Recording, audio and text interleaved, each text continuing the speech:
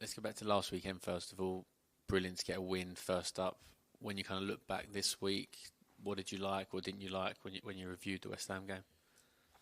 In terms of, I'll try and give it in a shorter answer Yeah. because I like to talk. But more importantly, I think for me it was the attitude, commitment, desire and passion that maybe we haven't seen a lot of, if I'm honest. And the players, more importantly, sticking together and being resilient in a lot of moments, but also trying to apply a lot of the things we've spoken about in terms of being more expressive with the ball, being braver with the ball, which is something maybe they've not been as accustomed to as much. So lots of small parts, but I think there's still a long way for us to go and there's a lot to build on. But more importantly, it was for the players, especially not having a win in 9 months is difficult for anyone, and that's staff included who are here. And I wanted to make sure that we could get on the right foot, and we did. And 3 points will definitely give confidence, belief to everyone. And I guess looking ahead to this fixture, when the fixtures did come out, Everton away, did you allow yourself to smile? Obviously, given your roots. Yeah, of course. I think I spent a lot of time there. I have a lot of respect for the club and respect for a lot of the staff, the people, and the leadership there because they gave me opportunities when I was younger. I'm being at Goodison. I've been part of the women's team and we played there before, and to go back there would be really nice. To see some familiar faces, some players who are still there from when I was there, which is obviously a long time ago. But yeah, Everton are a wonderful team, and we know it's going to be a real big tough game for us, and we've got to make sure that we stick to it. But I've got every faith and every confidence in the group to do that. And I guess just in terms of your own affinity with Everton, did you start off playing there first of all, and then obviously you coached? Yeah, really young. Was playing there, and then went into coaching. Was with the boys' academy, then went through into the women's girls' academy, and then into the women's senior setup really young as an assistant manager. So yeah, learned really quickly, but yeah, had a really good ground, and then more importantly as a coach, and learnt a lot from the staff I was working with and the players, and yeah, that's enabled me to be at this point now. They've played a huge part in my development and my career, and yeah, I'm very thankful for them as a club. And just finally for me, I know you've obviously not been in England the last couple of years, but watching from afar, kind of what have you made of the job Brian's done there? He's been there a long time, and it seems like on the outside he's done a really good job. Yeah, and I've got a lot of time for Brian. Me and Brian are good friends. We get on really well, and I think when you look at him last season in terms of the injuries they had, they kind of suffered a little bit, and I think now he's been really backed, more importantly, and they've now got a really solid team. They're competitive, they really want to contest possession. He's very high demanding off the ball. So no, we're the same, and I have kind of the same, and we have familiar ideas of the game, and it's going to be a real tough game, but more importantly, both teams will leave everything on the pitch, definitely. Cool. Alia? Hello, Martin. Obviously, that first game, clean sheet performance for the team, obviously, how much confidence does that instill in those defenders, especially because we had debuts from youngsters like Araya Dennis, who's come through our academy, and Toko Koga, and how valuable will that result be going forward for them? Yeah, really important, as I alluded to, the confidence and the belief in the team, more importantly, and to get a win, as I said, after 9 months is something that's precious to the group, and will definitely instill belief that we believe we belong there, and even when we're not on our day in certain moments of the game, in certain phases, that we can still grind out a win. And I think probably the biggest rewarding thing for me was the way we defended the box. Bodies in front of the ball, late tackles, big blocks, interceptions, good clearances, and we had like a never say die attitude, if you want to call it, in front of goal. And that's such a pleasing thing, because it's so easy to go the other end and think you want to score and you want it to look good, but probably the best moments in the game were the ones that looked a little bit ugly. And the way we defended the box, I think, was outstanding. Not just from the back line, who'd done a lot of good work, but Lisa made some big saves, and the players ahead of that in midfield and forward actually put some really big shifts in.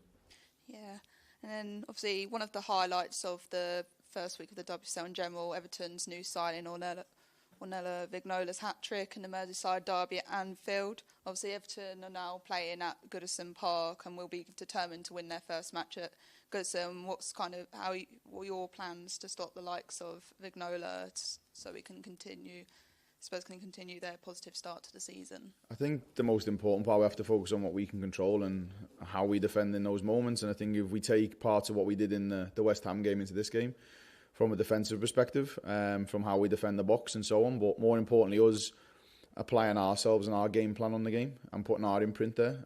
Knowing that they've got wonderful players and they're a threat, and obviously Vignola scored a hat-trick, more importantly, and we're aware of her strengths and what she can bring to the team, but we have to focus on what we can do defensively and use the strengths of our players to stop her strengths. And we know they'll be very dynamic on the ball, they'll be very dynamic off it.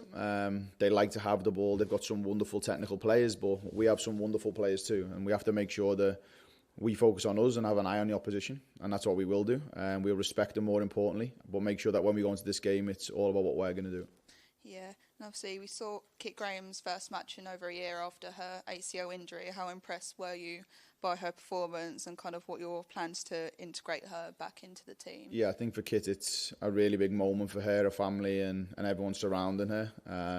To be out for so long and have such a torrid time with injury, and then to come back in, perform really well, coming into a game where it was kind of a little bit transitional, and really put a big shift in to get us over the line. And I think we know the quality Kit has, and we know the quality she can bring to the group, and we just need to make sure that moving forward we keep integrating her slowly. We make sure we build the confidence, because that takes a lot for a player who's been out for so long. And when we get into that place where Kit's really confident, got a lot of self-belief, I believe we'll see a totally different player. Yeah, and just finally for me, any updates and team news that we should be aware of? No, just the same ones as before. Luana and Ella Morris, Molly Bartrip still out, and there's some knocks that we're assessing in terms of who went in the last games. But yeah, I've got to go back and see the medical team after this, and see where we stand. Okay, thank you. Thank you. Okay, we'll just go to Matt just there from the Standard, please. Hi, Martin. Hi, how are you? Good. So I'm wondering, when you came in, obviously for this squad, it was a tough run or a long run without a win. I wondered how much your job, sort of, aside from the tactics, was just sort of picking up confidence, and then, as a result of that, has there been a sort of noticeable lift this week after that win? Yeah, well, I think you've alluded to, I think you've hit the nail on the head. I think 80% of it was building a mentality and a confidence and a belief, and trying to instill that in that behaviour within the group, which is never easy after maybe the time they've had as a team. But more importantly, I think the players have embraced the identity and the way we're moving forward. The win 100% brings and breeds confidence in the players, individually and collectively. It also probably takes a weight off the shoulders of not having a win for so long. More importantly, we have to make sure that we continue that feeling and that momentum. And the players have trained really well this week. We've had another session today, and they were full of confidence again and full of energy. And I just want that to continue. I want it to be a ripple effect going forward. And over the course of the last 6 weeks, it's been building a lot of belief and self-confidence in each individual, but also not just the players, the staff. There's a lot of work to do in that department too, and more importantly, we've enabled ourselves now to get our first win, and long may that continue.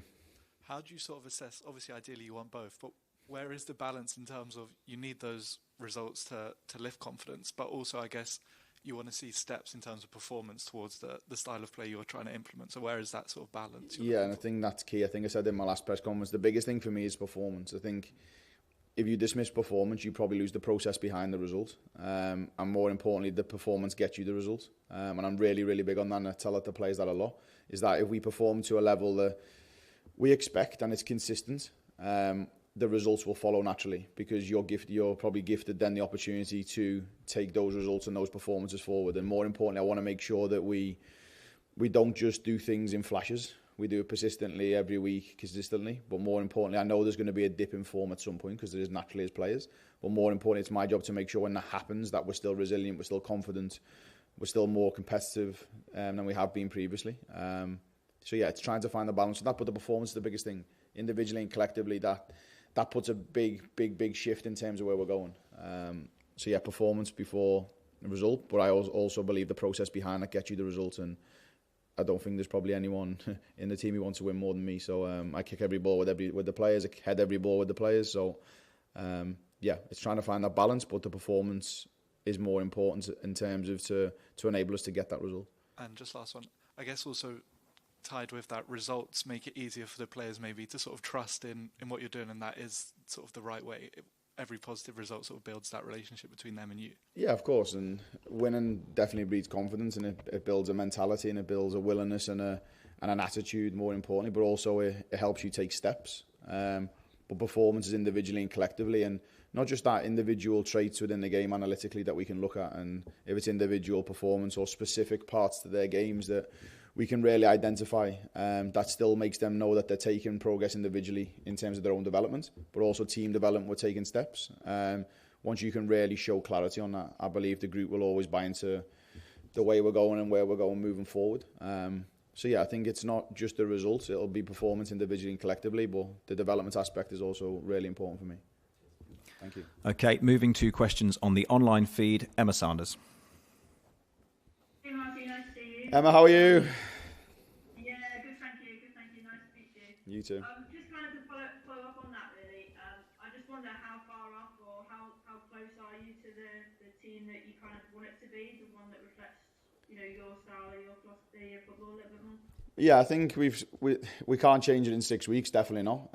It takes a little bit of time, and there's so many different areas we've got to refine with the ball especially, and then off the ball, how we want to look. And that obviously doesn't just take technical and tactical, it takes physical in terms of input too, and the output for the players. But I think we've taken big steps in the short term in terms of the belief to want the ball and handle the ball, but really big, Emma, as you know, around player development and individual development. There's a lot of growth from these individuals, and I believe with the right coaching that we're going to provide the players, the right opportunity on the pitch, the right support from reviewing and reflecting, the players will take big steps, and they have. And more importantly, we've seen players, and I've seen it individually, where players now handling the ball a lot better, we're moving more efficiently, we want to defend forward, we don't want to drop backwards, we're more aggressive especially in the defending phase.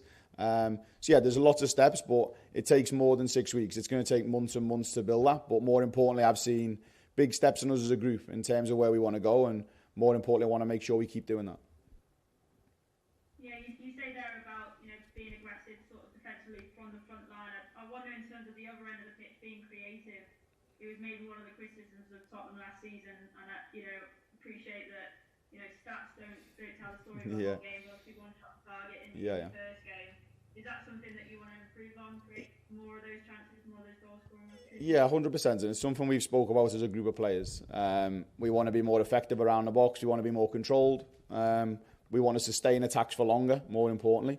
How we sustain the attacks for longer, more opportunity comes with big chances, not just half chance. And that's something we're looking at, we're working at. And more importantly for the group, I think when you've not been that end of the pitch a lot, Emma, as a team, and you get there, sometimes it's a little bit alien to you as a player.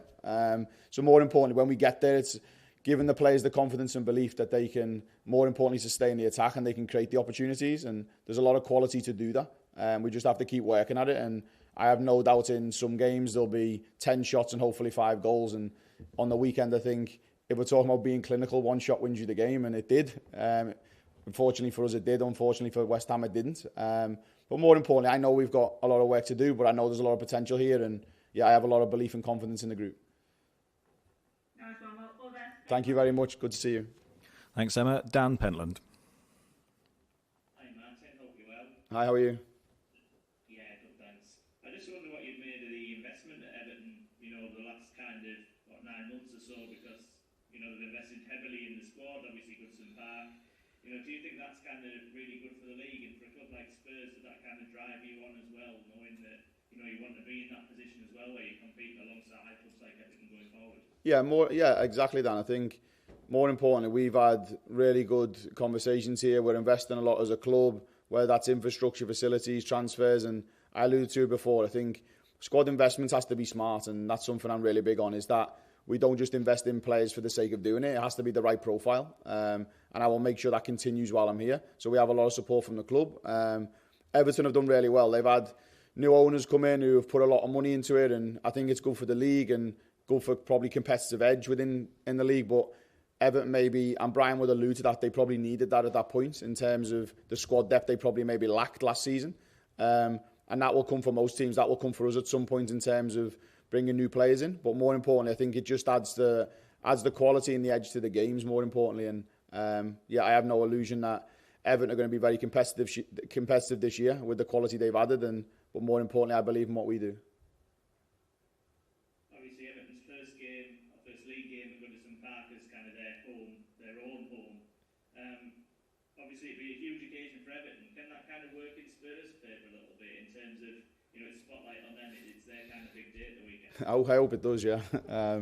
No, more importantly, I think for me, yeah, I understand. Everton will feel pressure. It's the first game, as you said, at Goodison Park, and they'll want to perform and they'll want to put on a show because naturally you want to attract more fans to your games and you want to build that kind of fortress at your home ground. And I know it can be like that at Goodison when it's full. It can be an absolute nightmare of a place to go, but more importantly for us, it can add in our favour. We can go there there will be pressure because I expect pressure on a Tottenham team because we're a big club. But I also expect us to go there and play our game and not feel the added pressure that they maybe feel with playing their first game there. And that can work in your favour. But these players are professional enough now to know that they've played in front of many thousand people before. They've played in big grounds before. So I'm under no illusion there's a lot of experienced players in that Everton team, but also there's a lot of pressure that they maybe feel with playing their first game there that, yeah, maybe might go in our favour, but more importantly, I don't really look at that. I'm just looking at what we can do performance-wise to make sure we're competitive. That's brilliant. Thanks, Martin. Best of luck. Thanks, Dan. Take care. Charlotte? Hey, it was great to meet you in person after the game at the weekend. I could tell from speaking to you and Beth, you were all pleased with the 3 points, not really the performance. You spoke about wanting to improve that. The game's on the BBC this week. Do you feel an extra pressure from that, given that's such a accessible platform to people to get into the women's game? Does that affect you as a coach, you as the players, knowing that you're sort of representing the women's game on the national broadcaster? I think if you're looking at it from that perspective, every week we're on the TV. Sky Sports seems to have it, BBC have the fixtures. So I think it's been like that for a long time, Charlotte. And the players don't feel any added pressure because the only pressure they have is what they put on themselves. I don't put pressure on them. They know what's expected from us as a Tottenham team. They know what's expected of us from a game plan tactically and technically. And more importantly, we just go into the game and play our game. We want to improve on performance, yes. We want to be better in performance, yes. We know the journey we're moving on and what we're trying to build here, and those things won't happen overnight, as I alluded to Emma. But more importantly, we know what we've got to do to move forward, and I have no doubt these players are taking the right steps. We just can't expect miracles very soon. And just staying off the pitch, there's obviously been a huge sort of generational change at Tottenham with Daniel leaving after 24 years. How does that affect you in the women's setup? No, it doesn't affect us at all. Daniel's been wonderful for me. He brought me to the club and he gave me the opportunity to be here as the head coach. And now we have the leadership around us in terms of Vinay, Daniel, Rebecca. They've all been here, but now Vinay leads the club more importantly. And yeah, I've had all the support from Vinay as well as Andy, as well as Rebecca, and that will continue. And yeah, there's going to be a real big support from the leadership now at the club, and more importantly, we continue as normal. You led me to my next question actually, because I wanted to know, Vinay was very well known at Arsenal for his support of the women's infrastructure. Yeah. Are you feeling that at Tottenham?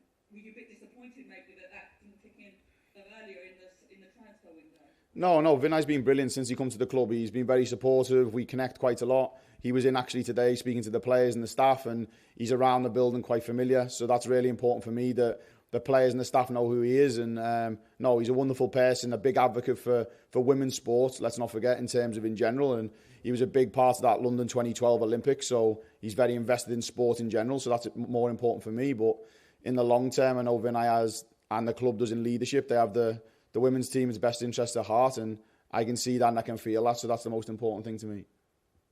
Thanks so much. Thank you. Yeah, Rachel. Hi Martin. Hi, how are you? I'm good. I was going to ask you, not only was that your first win in Nine Off, it was the first clean sheet since January. So thinking about that back line, and I know you said that everybody was involved, from the front. Yeah. But especially players like Josephine, Rybrink and Claire Hunt, who, let's just say, had a difficult sort of past 6 months. Yeah. Why do you think they were able to perform at the level they were, and how did that relate to maybe their relationship with Toko Koga? I think we've built a lot of that relationships, not just on the pitch, Rachel, but off it. We've done a lot in pre-season. I said it earlier in the press conference. You can build relationship, confidence and belief on the pitch in terms of what they do performance-wise, but you can do a lot off it. The human connection they make with one another, how they build relationships off the pitch will strengthen it on. And Claire, Toko, Josephina and the rest of the defenders have worked tirelessly at individual and collective unit work. And it's no doubt when you just give them a little bit of freedom within their job and you give them a little bit of advice and support within that they can perform. And I know they can. it's more importantly just taking that little bit of added pressure off them and just asking them to go and perform and be themselves. And I think we've done that quite a lot.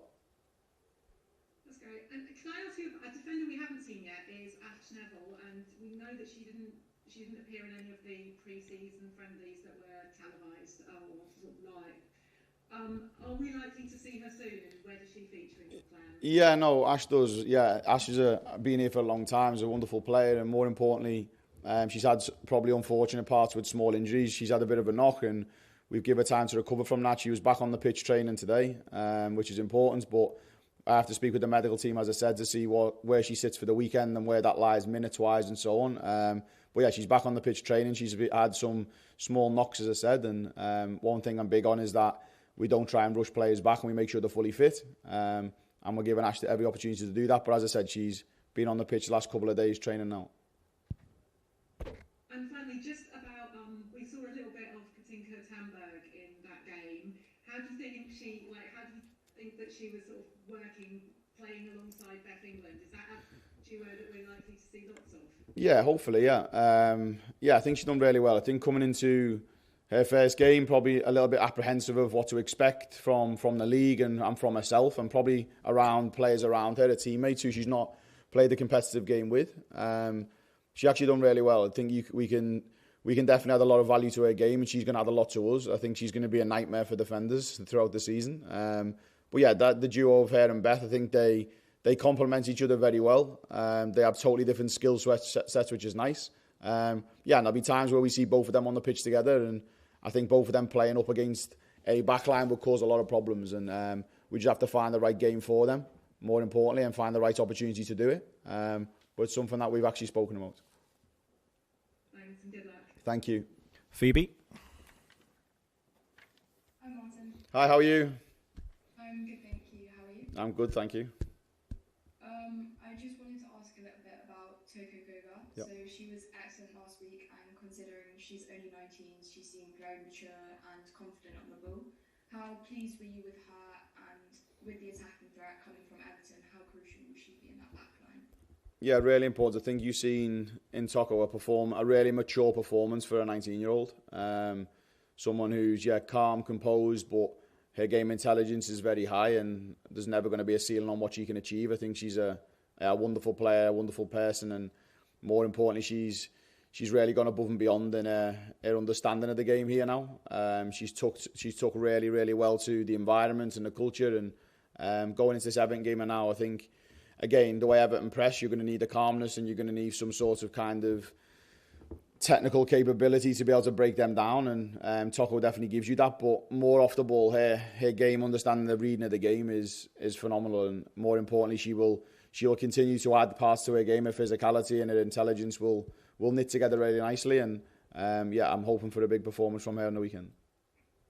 And I also just wanted to touch on Araya Dennis. So she's obviously only 19 as well, and she made her first WSL appearance for Spurs.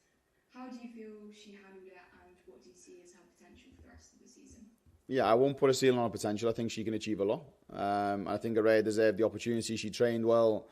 She's been doing that throughout pre-season, and more importantly, the training performances are big for me. There's 90 minutes that everyone lives for. There's 10 hours of training that probably everyone dismisses because they just want to start the game. But Araya's trained really well, and her performance was good. She had a lot of solid opportunities in terms of some of the moments she had 1v1 and some of her movements off the ball, and just a little bit of the Araya. It's more confidence building, and more importantly, her maturity. Just maturing her in certain situations tactically, and trying to give her the experience that she needs to be able to take the right steps. But again, someone who's young, 19 years of age, and has been here for the last couple of seasons, just needs a little bit of TLC, and actually a little bit of care, a little bit of coaching, and Araya can achieve big things in my opinion, and I think she's got the environment to do it now. Thank you, and good luck for Sunday. Thank you. Thank you. Roos? Oh, she's on mute. Oh, I think you're just on mute there, sorry. Yes, sorry. No problem. My Zoom was letting me down. Anyway, good to know you're prepared for Everton. How do you reflect on the team's preparation this past week? Were there any focus points without giving away too much? Go and score more goals and don't concede any. It's been the biggest thing.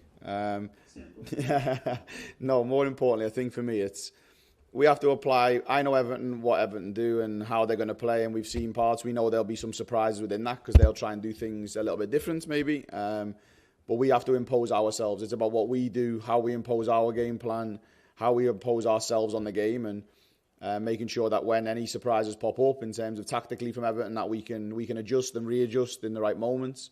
But more importantly for me, it's making sure I can watch my players do what they need to do. Have an eye on Everton, respect them, as I said, and show them a lot of respect because I believe they're a wonderful team. But I also believe I have a wonderful team here, and I want to make sure that the players can go out and perform. Okay, thank you. And then finally for me, you alluded to it a bit earlier, but as a Dutchie, I'm quite interested in Toko, how she's doing in England, because obviously she was at Feyenoord. So, as I said, you alluded to it a bit, but how's she settling in? How's she adapting to England, to Tottenham, etc.? I think she's been really good in terms of within the group. Really bright, really personable, which is really nice. Very, very intelligent in terms of football. And when you sit down and you maybe go through video with her or you do any individual parts with her, which we've done, she's telling us what to do. I'm not really telling her what to do.